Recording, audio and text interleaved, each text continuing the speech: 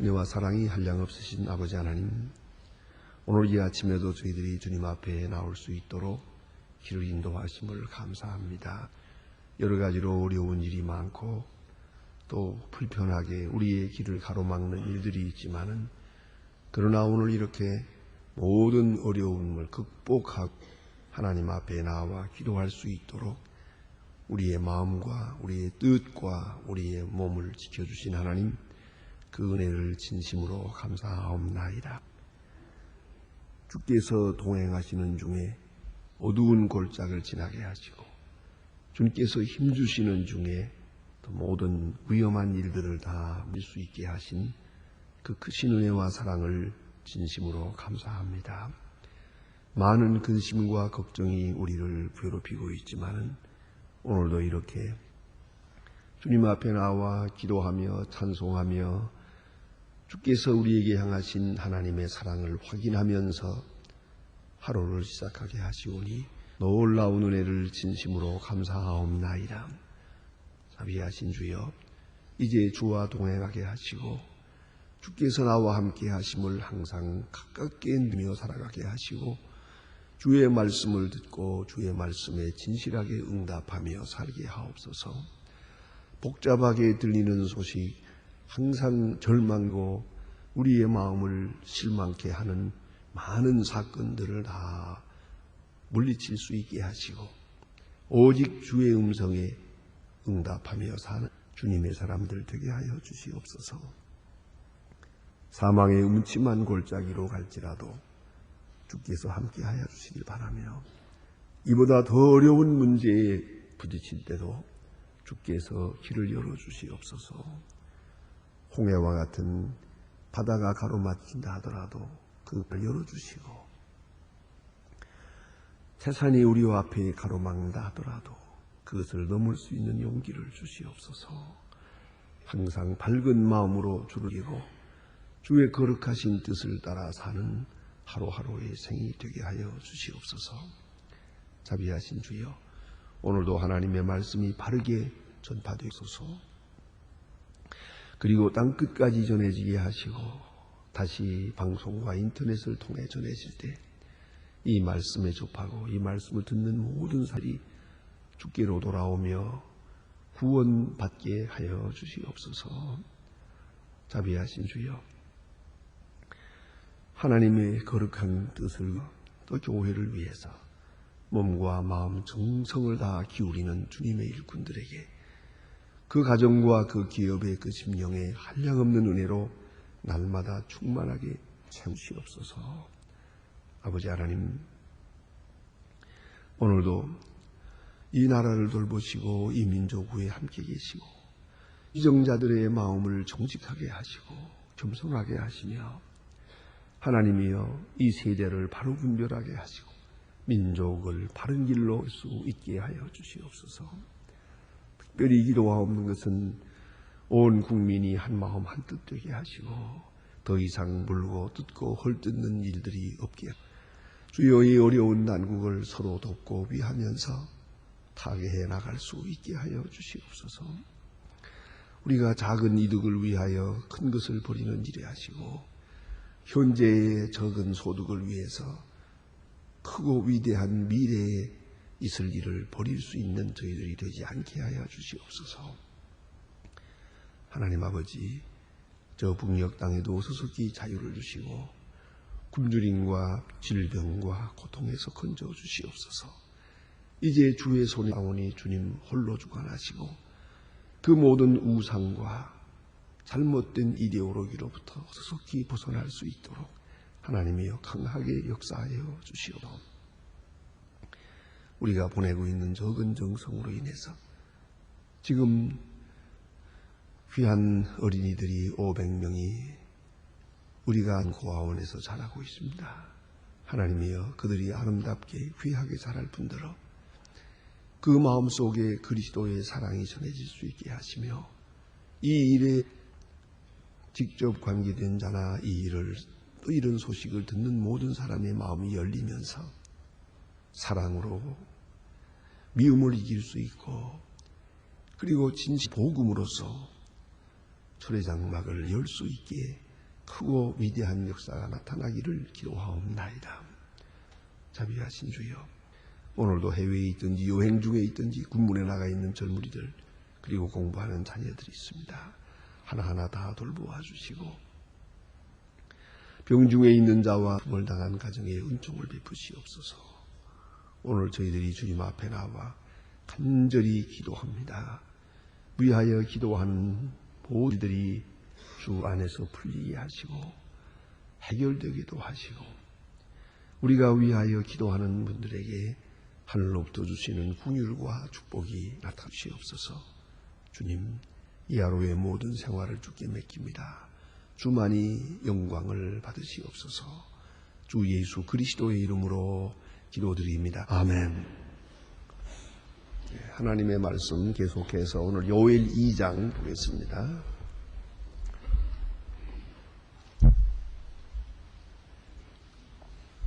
요엘서 2장입니다.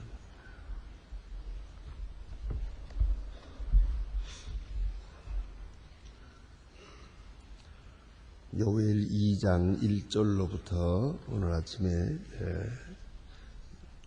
14절까지 보게 되겠습니다. 1절로 14절까지 다 같이 한 목소리로 읽겠습니다. 시온에서 나팔을 불며 나의 선상에서 호각을 불어 이 땅을 거민으로 다 떨게 할지니 이는 나의 날이 이르게 되민이라. 이제 임박하였는 곧 어둡고 캄캄한 날이요 빽빽한 구름이 끼인 날이라. 새벽빛이 그 산꼭대기에서 덮인 것 같으니 이런 많고 강한 백성이 있습니다. 이 같은 일이 자고 이래로 없었고 후에도 이 세대에 없으리로다. 불이 그들의 앞을 사르며 불꽃이 그들의 뒤를 태우니 그거는 땅이요 에덴 동산 같으나 그 후에 땅은 황무한 들 같으니 그들의 피할 자가 없도다. 그 모양은 다 마찬가지 달리는 것 병거와 그들의 산 꼭대기에서 뛰는 소리가 병거 소리와도 같고 불꽃 소리가 조개를 사르는 소리와도 같아.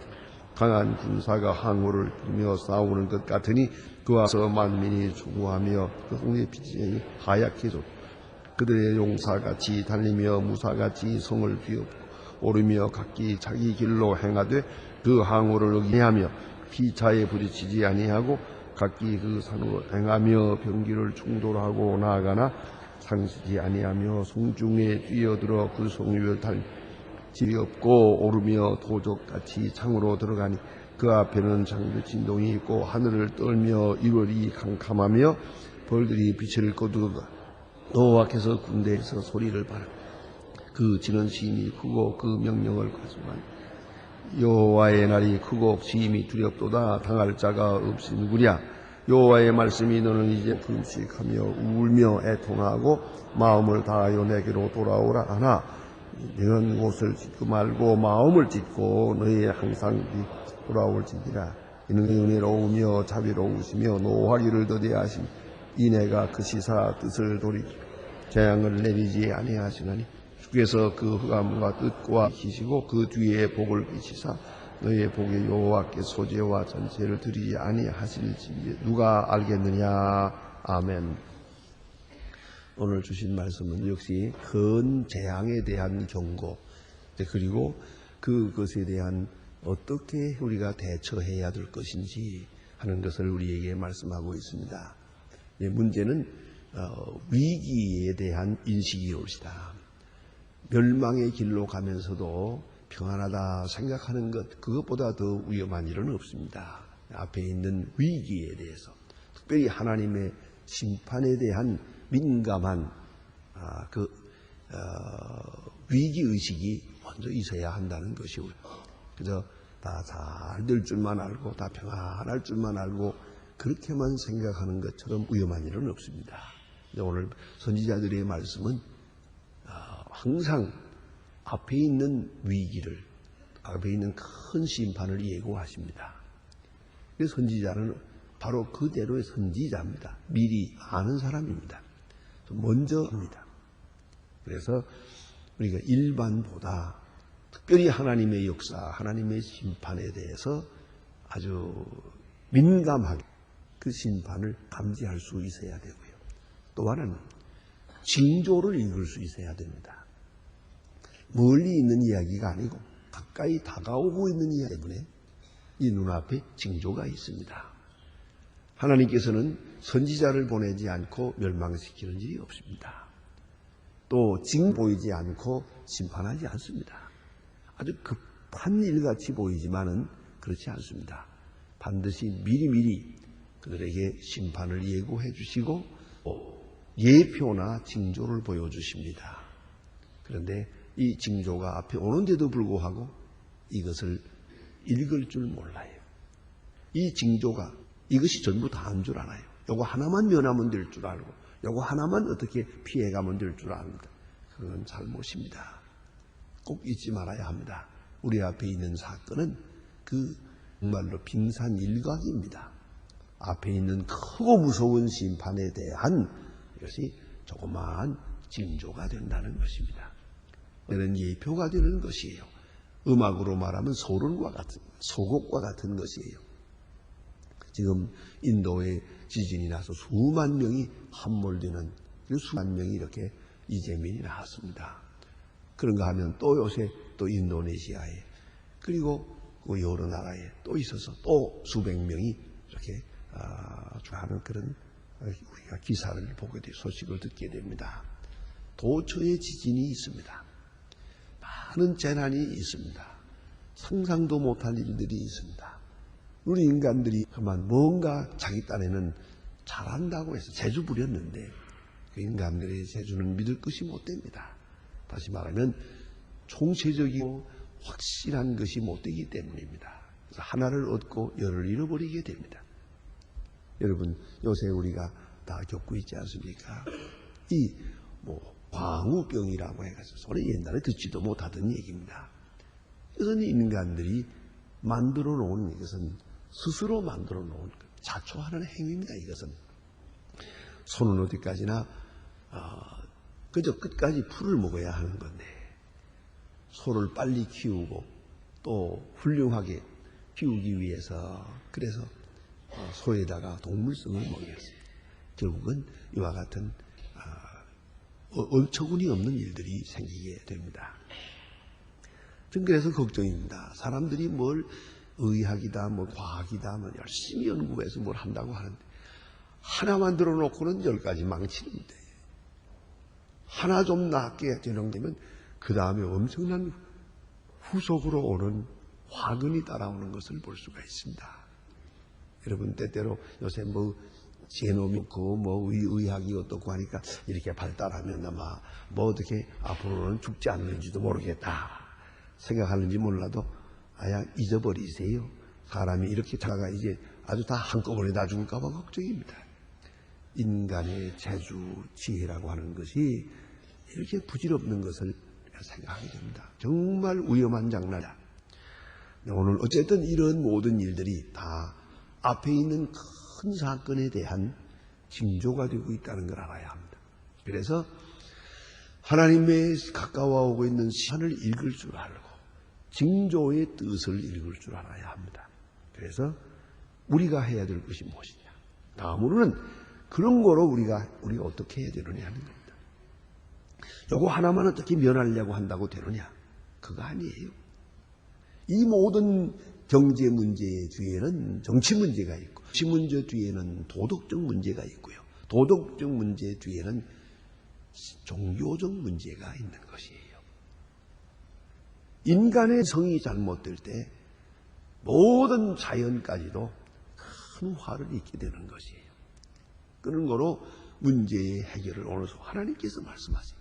선지자가 주시는 말씀은 경제, 정치, 문화 이런 쪽으로 돌리지 않고 오늘 본문에 주시는 말씀 그대로 우리에게 말해줍니다. 예? 이제라도 음식하며 울며 애통하고 마음을 다하여 내게로 돌아오라 말씀하시지 않습니까? 이제라도, 그러니까 심판이 시작됐어요. 이미 징조가 왔고 그리고 그대로 큰 심판이 여기서 실현돼요. 그런 순간에라도 돌아오라고 해요. 하나님은 오늘도 이렇게 말씀하는 거예요. 돌아오라. 빨리 돌아오라고. 그리하면 구원의 길이 있을 거라고 말합니다. 여기 이제라도 하는 말을 우리가 좀 깊이 생각할 필요가 있어요. 재앙을 겪는 중에라도 이미 제때 회개하지 못해서 이런 많은 어려움을 겪게 됐어요. 회개하라고 할 때 회개하지 않았어요. 이미 잘못된 건 사실이에요. 그래도 이제라도 지금 막 심판이 떨어지고 있는 이 시간이라도 정신을 차리면 하나님은 자비로우시고 은혜로 노하기를 더디으신 분이라 곧 돌이키신다는 말이죠. 그러니까 이런 이야기를 우리는 다시 이제 요나서에서 보지 않았습니까? 니느웨 백성이 하나님 앞에 범죄했습니다. 아주 40일로 제한했습니다. 40일 후에 망한다. 40일 후에 어떻게 망한다는 말도 없어요. 전체가 다 망하게 될 거라고 예언합니다. 기자를 통해서 말씀합니다. 40일밖에 남지 않았어요. 그러나 이 마지막 통첩을 듣고 니느웨 성 사람들은 회개했습니다. 하나님께서 마음을 돌립니다. 요나가 오히려 불평을 합니다. 40일 후에 망한다고 해서 내가 외쳤는데 왜 안 망하느냐? 그 마서에 보면 참 귀한 하나님의 말씀이 그 뒤에 있습니다. 그래, 이 백성이 망하는 게 좋겠냐? 이 백성의 죄의 나이가 이렇게 많이 있느니라. 죄 때문에 망해야 하겠지만은 지금 회개가 얼마나 완전했는지 모르지만 그러나 회개하자마자 하나님께서는 즉각 돌이켰습니다. 이걸 잊지 말아야 합니다.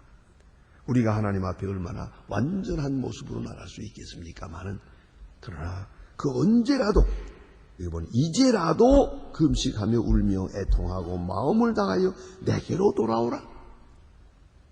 돌아온다는 말은 회개하는 것을 말하는 것이요. 특별히 중요한 것은 하나님의 공의를 인정하는 것이에요. 하나님께서 심판하시는 거 마땅합니다. 우리는 망해서 마땅합니다. 벌 받아서 마땅합니다. 저주 받아서 마땅합니다. 그걸 인정을 해야 돼요. 하나님의 공의를 인정해야 돼요. 오늘 우리가 하나님 앞에 늘 기도할 때 여러 가지 소원이 있는 줄 압니다. 그런데 조금 잘못하면 하나님 앞에 욕 돌릴 경우도 많아요. 기도로 하나님 앞에 욕 돌리는 것 같아요. 나는 왜 이렇습니까? 다른 사람은 이것도 주고 저것도 주고 나는 왜 아무것도 안 줍니까? 다른 사람에게는 어떻고 다 복되고 나는 왜 이렇게 고독할까? 왜 나만 못 살게 굽니까? 그거 어떻게 됩니까? 이게 회개입니까? 그리고 밤새껏 운다고 해서 이게 회개입니까? 여러분 이걸 아셔야 됩니다. 어떤 어려움에서도 하나님의 의로우심을 인정해야 됩니다. 잘하셨습니다. 그럴 수밖에 없습니다. 마땅한 일이었습니다. 하나님의 공의로우심 인정하고 또 나아가서는 좀 더 나아가서는 하나님이 하시는 모든 처사 깊은 곳에 하나님의 사랑이 있음을 인정해야 됩니다. 그것이 회개입니다. 마치 탕자가 돌아오는 것처럼 말입니다. 아버지의 사랑하는 그 품으로 오는 것 같이 우리는 책찍을 든 아버지 품에 돌아와야 되는 거예요. 그것이 회개하옵시다. 그래서 여기 주신 말씀 마음을 다하여 내게로 돌아오라. 마음을 다하여. 이건 물질의 세계가 아닙니다. 물리적인 문제가 아니고 심령적 문제입니다. 마음을 다하여 아버지께로 돌아오라. 그리고 구체적으로 말했습니다. 옷을 찢지 말고 마음을 찢고 그랬는데요. 이 옷을 찢는다는 말은 우리에게는 생소한 말입니다. 그러나 이 이스라엘 사람들은 이 말이 익숙한 말인가 봅니다. 그 사람들의 옷은 이렇게 속 겉옷이 있는데 이 겉옷은 이렇게 필로 이렇게 감은 거 아닙니까? 그런 옷이거든요. 이렇게 입고 있다가 아주 통분할 기가 막힌 아주 도저히 견딜 수 없는 그런 마음의 고통을 느낄 때는 그저 그 옷을 확 찌른단 말이에요. 지금 우리가 입는 옷 같은 건 찢을래도 못 찢어요. 하지만 옛날 옷이라는 게 뭐 그렇게 시원치 않았으니까. 그걸 찢었단 말이에요. 쫙 찢으면서 그리고 소리를 지르고 통곡하고 그런 일이거든. 그게 바로 통분함을 나타내는 상징적인 표현이었단 말입니다. 그런데 자 이제 보시니 이렇게 옷은 찢어 마음을 찢지 않더라고 말이에요. 옷은 찢으면서도 마음으로 하나님 앞에 돌아오지 않는다 말이에요. 그야말로 얼마나 가증한 일이겠습니까? 그래서 여기 주신 말씀 말이에요. 옷을 찢지 마라. 그리고 마음을 찢어라. 고정관념을 고집을 버리고 그리고 자기중심적인 생각을 버리라 하는 것이에요. 가만히 보면 우리가 이 편견, 자기 고집에서 벗어나지 못합니다. 그것이 얼마나 많은 불행을 초래하게 되는지 몰라요. 회개란 바로 그것을 말하는 거예요. 하나님의 세계로 돌아오라. 내 인간에게 매이지 말고요. 내 고집, 내 욕심, 내 욕이 매여가지고 하나님의 능력을 빌어서 내가 잘 되겠다는 거죠. 아니, 내 모든 것을 버리고 하나님의 공의로우심과 사랑을 인정하고 하나님께로 돌아오는 마음으로 돌아오는 거죠. 중심에서부터 돌아오는. 그래야 할 때 그는 은혜로우시며 자비로우시며 노하기를 더디하시며 은혜로우시며 그랬어요. 돌아오기만 하면 은혜롭습니다. 이제 회개하고 하나님을 쳐다보십시다. 은혜로우신 분이에요. 회개한 자가 보는 하나님은 자비로우신 분이에요.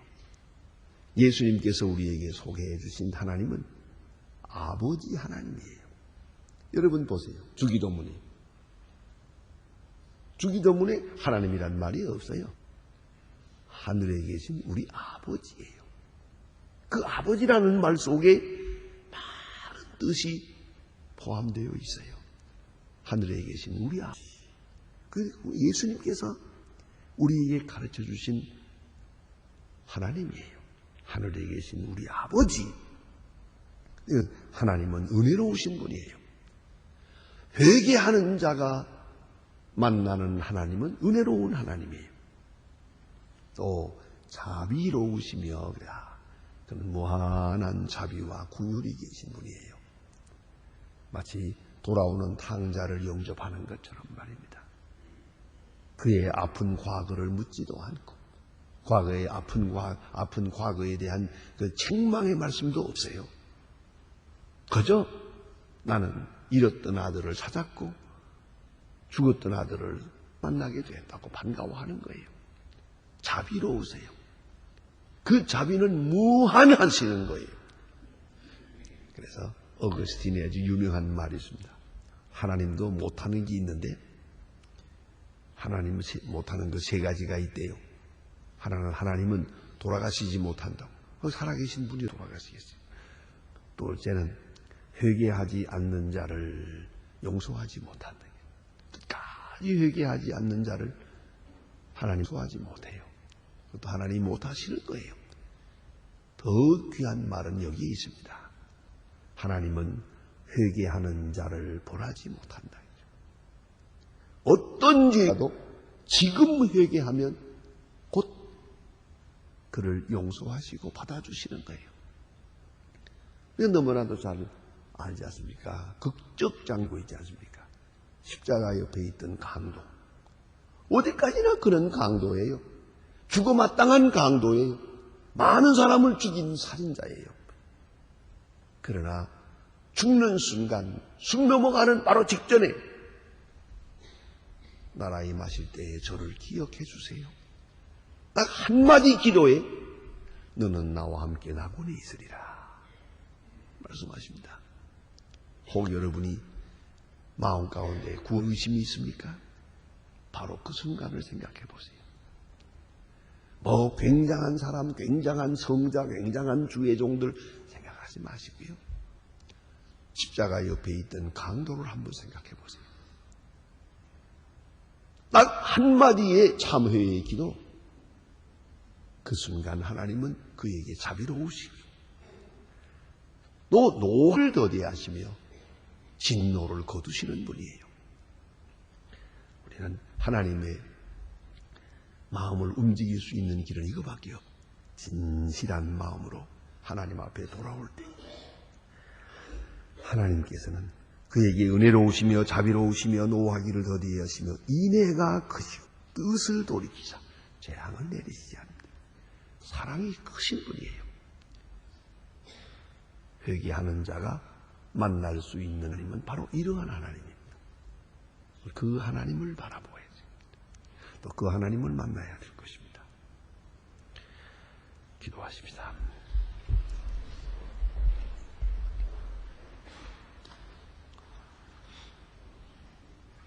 하늘에 계신 우리 아버지시여, 이름이 거룩히 여김을 받으시오며 나라의 마옵시며 뜻이 이룬 것 같이 땅에서도 이루어지이다.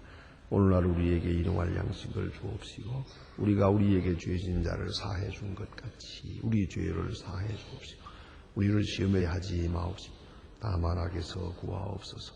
내게 나라와 권세와 영광이 아버지께 영원히 있사옵나이다. 아멘.